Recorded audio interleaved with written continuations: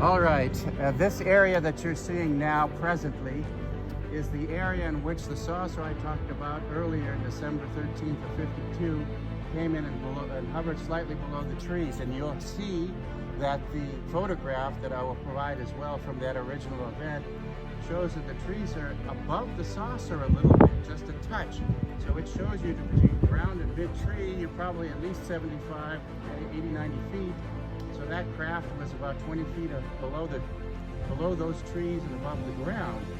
And you can see these trees have filled out a little bit, obviously, in 70 years, 75 years since that event occurred. And if you follow me a little bit between the trees, up this little pathway road, there's a field at the very far end. And that was less cleared of vegetation, and that's where the second saucer came that I described, that Alan Tolman and all those dozens of witnesses came over the top of her head, over the trees, and sat down in that field. And they all went running up the field, up towards the street and up the field, and said, "My God, look at that, look at that." And Alan turned around here to George and shouted, "Look at that, can you believe that?" And George just smiled and waved and said, "Oh yeah, the boys stop by every so often." Super.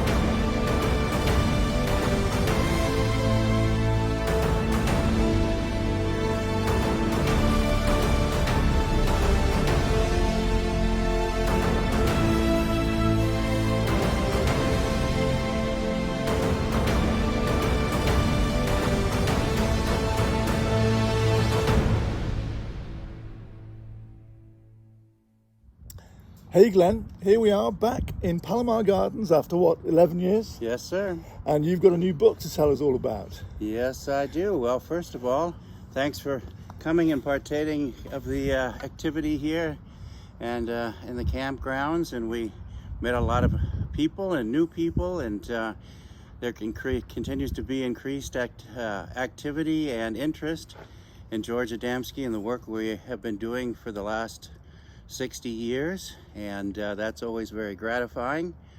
Also, for those who are watching, please excuse my appearance. We have been camping for 3 days, and so I'm still in my outdoor grubbies that I did not bring along, expecting to spend so much time in front of the camera. But having that being said, yes, my new book is out, The UFO Reality, Can Truth Prevail? It is available through the internet publisher Blurb, blurb.com, and they take the orders, they print the books to orders, and then they ship it to you. I am not in that loop, so if you're interested, you can go on there in their search engine and type in the first part of the chapter. It's titled The UFO Reality, and it'll take you to the page. There's two selections. One is for paperback and one is for hardcover. Now, this new book, Glenn, it's basically a history of your family's connection with both George Adamski and extraterrestrial visitors to this planet. It's a two-section book. Yes, my family has had a long history in this field, and for whatever reason, the UFO community has chosen to ostracize George Adamski and anybody connected with him. And so I felt that it was more than ready to bring a factual, documented section in there that shows all the work that my father and mother, and later myself after my father passed away, have done in this field. It discusses the history starting around 1963, some are a little bit earlier than that, of how we met George and how we became his friends and personal co-workers, and then later inherited the program from him and his fellow student Alice Wells, who had many of the rights as well. And it talks about our visit and our invitation to NASA, the Pentagon, the British House of Lords, and dozens of other events. And I thought that if people had a chance to read that, they could see that there is a faction of this UFO segue that has taken this subject very real and very rationally and logically, and was accepted into avenues of government and other places to discuss this in the same way. These avenues of government and military and what have you do not have any credence in how the UFO subject has evolved over time. They're not creature feature movie horror people. They deal with science and fact and actual contact, and we have striven to do the same thing, and that's why we found such a convenient and cohesive reception everywhere we went around the planet, whether that was national television in Japan in 1977, many UFO conferences and television events throughout Europe and Australia. So I am pleased to pass along this documented exposure so people can see for themselves that there are places of substantial substance that can help to wash away some of the confusion that is self-generated in the current UFO segment or program. Now, the main thing to take away is that these extraterrestrial visitors, they're human. They're not monsters. That's correct. There's no three heads. Nowhere have we gone, whether it was with scientists or anywhere, official or anywhere else, do they concur with the stories and the fantasies and the science fiction that is being promoted in the field of recent years. They are adamantly convinced and have proof that we have human extraterrestrial, highly intelligent civilizations and people visiting us. Biologically, it is not possible to have reptilians or crayfish or any of the hocus pocus monsters that we hear about. There are no Sasquatches flying and building flying saucers. These are all beyond not only the mental but the physical capabilities of these type of species. It's not to say that these species are dumb, but they are all relegated within the phylums and their own particular genera. And they don't crawl out of the ocean or out of the jungle and start building supercomputers or 747s or anything like that. And so I think we have to take a moment to learn and to recognize that we are the uppermost intelligent manifestation of creation, and that it is us after thousands of years. The technology and the ability to travel space requires technology that is still thousands of years beyond our capability, let alone an animal that would crawl out of the jungle. And I was going to mention as well that the people that you have in the UFO arena at the moment are making a fair amount of money out of publishing certain aspects that are completely illogical within this field. Yes, what's happened is, like so many other fields, you have a large segment of exploiters and self-promoters that are looking for either accolades or media exposure and profitability. They're looking to make as much money as possible, and have found that it is easy to do so if you release yourself to what we would call certain negative influences. And this is not what this program, and this is not what extraterrestrial visitations and the interactions with them is for, or ever has been for. It has been for everyone, everywhere, free and available, and so we can increase the capabilities of our civilization and of our human experience, so that we too can reach the point where we join them in space and in other worlds and throughout the cosmos, because that is our natural heritage. And so we need to turn the corner on this and go the direction that will be of benefit to us, rather than constantly mill around with Halloween stories. The other aspect as well, which I think is fascinating, is that we're sitting in a spot where a saucer came down, literally just behind us here, and there were lots of witnesses. What happened is if you follow some of the history of George Adamski, his original contact in the Desert Center, which is out here about an hour from this location at Mount Palomar, on November 20th, 1952, which was well documented, and also provided with photographic evidence, reported in the newspaper. So here on the property, if you look around us, and you'll get John will provide you with some pictures as well in the current state, and then we'll provide the picture as it was 60 or nearly 70 years ago of the saucer hovering below tree level, about 15 to 20 feet above the ground. And there were multiple witnesses on the property and visitors on the property who witnessed it as well. So the saucer came down, hovered right between the trees, and the package dropped out of the bottom. And that package contained the photographic plate that George had given the visitor out in the desert 3 weeks earlier. And upon that plate were a series of engravings.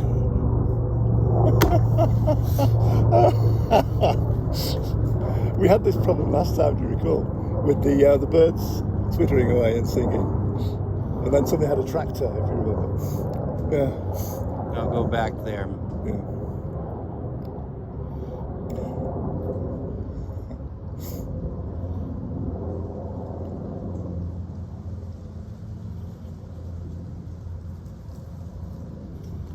So on December 13th of 1952, this saucer came over the property here at Mount Palomar, where George and his students resided, and they had a small cafe to provide services to the astronomical personnel that would travel up and down the mountain, because the Hale 200-inch observatory sits on the mountain up above this location.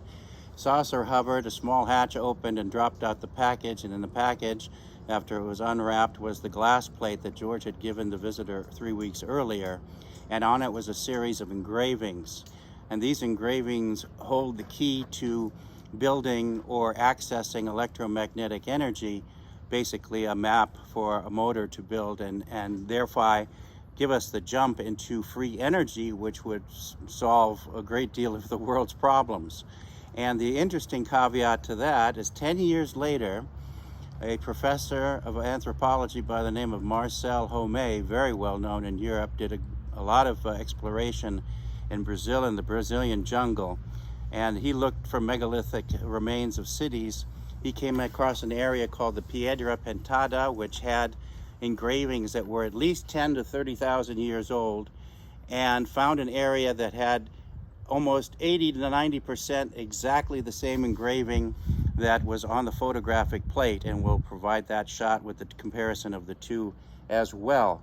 And so it shows that we have had access to this information through various civilizations, either their rise or their decline, which many of them have all done that, for a long time. So technology, superior technology, has been available to us for quite a long time. And another event that happened in 1957-58 time, I believe it was right there at the end of 57 to 58, an aerospace engineer by the name of Alan Tolman, who we have also a section of film on. I believe it's on YouTube as well, or we'll make it available. He was in this property with his wife, and he had seen UFOs over Korea during the war, many different places. And so when he saw George's article, he had to come and meet him here. And during one of those meetings, along with 24 or more witnesses, they saw a saucer come over the top, past the area where the other one dropped the package, and move up the property to the field that's up at the other end, where it soft landed and touched down. And all the people ran up the road there to get a closer look, in which they did. And then after a minute or so, it slowly hovered up and then moved up into space, leaving the telltale ring of circular motion onto the grass that is on that is on the field. And that has to do with the rings that are under the rotating gyroscopic rings underneath the flange of the saucer that counter rotate and is part of the pro-gravity. There's no such thing as anti-gravity. You nullify gravity by working with it, not against it. And that's the system that they use. So they must have been absolutely astounded, the people in the cafe who came absolutely, absolutely. I mean, talk about actual encounter, actual vindication of what George talked about. And on this property, already starting since he moved here in 1945, already starting in the late 40s, these saucers appeared in this area. John will provide you with some pictures that were released in recent times in the European media, not here in the U.S. You haven't seen a peep of that. I wonder why.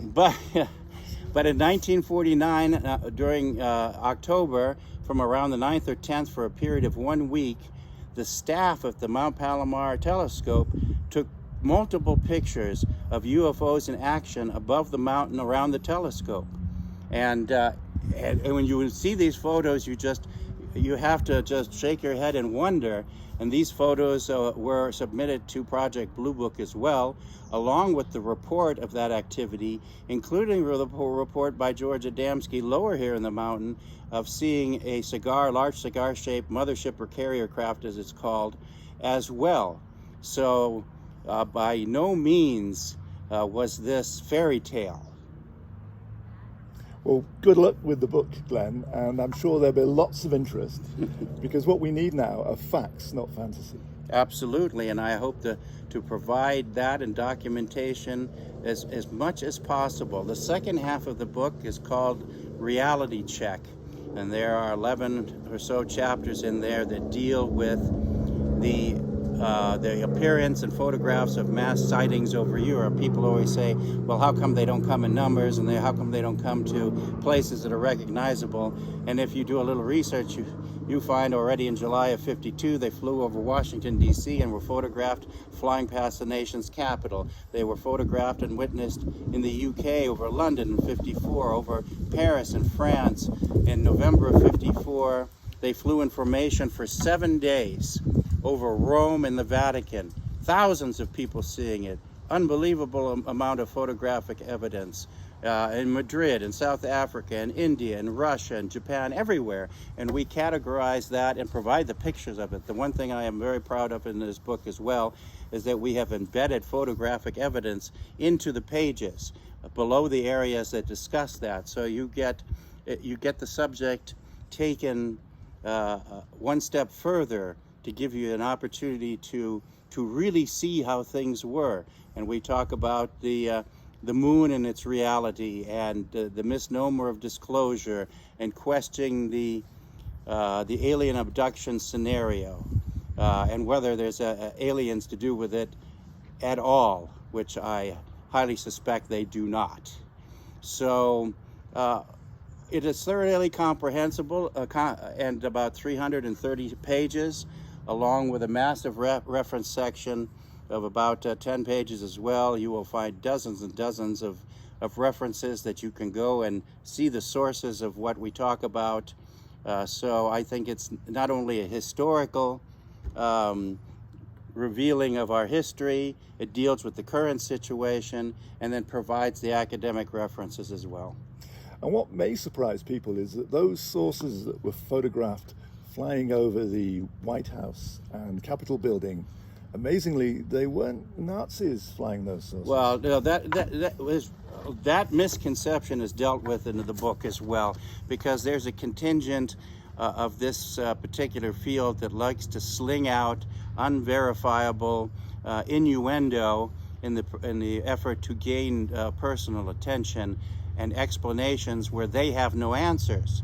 That's the sad thing about this. It's so much theorizing and opinionated and supposition by those who have no answers of any tangible nature or any experience, personal experience. And so when you look at the accusations of the so-called Aryan or Nazi origins of these spacecraft, it doesn't take a rocket scientist to quickly research and find that these crafts have been photographed in Europe as back to at least 1918. And of course, there were no Nazis then.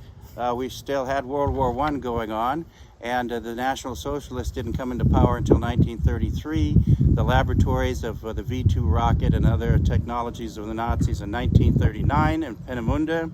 And so what happened was the Germans noticed these craft as well. So did they all over the planet. But the Germans thought, well, maybe they had the intellectual, scientific expertise to duplicate what they could. So what do you do first? You duplicate the shape, and then you try to duplicate the propulsion system. So you see some of the Nazi configurations looking a little similar, maybe about 50-60% similar to the actual UFO. But then the similarity stops. There's a gun turret in the bottom. It doesn't have magnetic rings. It doesn't have the electromagnetic propulsion system. It has a series of propeller blades or helicopter blades on the bottom. And the craft was seriously underpowered, unstable. The tests that were conducted, it flew for a few hundred yards and then crashed. And then remember that the real saucers were tracked by radar up to 20,000 miles per hour through the atmosphere. Nothing we have technologically can deal with that even to today. And then the second part that they have totally ignored is these craft fly up to a large carrier craft that is in orbit and comes seldomly into the atmosphere, but does and has been photographed. But these craft are anywhere from 1,000 to a mile, 5 miles, 10 miles big. If the Germans could have produced a 10-mile long spacecraft that could fly from planet to planet and saucers that could zip around, the whole outcome of World War II would have been totally different, and totally. we'd be all speaking German and goose-stepping today. We certainly would. So the thing to remember is that there's much talk of disclosure at the moment in congressional hearings, and we have to remember really that original disclosure was Adamski disclosure in 1952, yes, and that was sat upon by the military-industrial complex. Well, George was not the only so-called contactee. There were some legitimate contacts, the two twin sisters in Norway, the woman in South Africa, the priest in Argentina and Buenos Aires, the priest in Papua New Guinea with his students who witnessed the saucers floating with the people standing on the flange of it making some repairs, and they waved back and forth to each other.